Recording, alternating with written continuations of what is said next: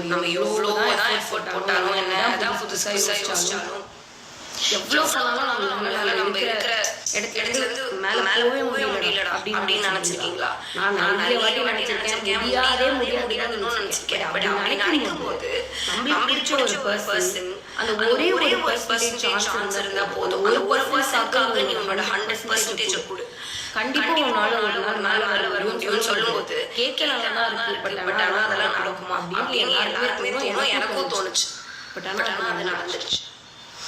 10வது இடத்துல இருந்து 4வது இடத்துக்கு போயிருக்காங்க. அது எனக்கு பயங்கர இன்ஸ்பைரிங்கா இருந்தது.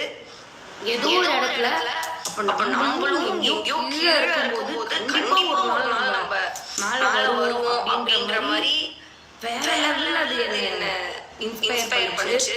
எனக்கு சென்னை ரொம்ப பிடிக்கும். சென்னையில தான் இருக்கேன்.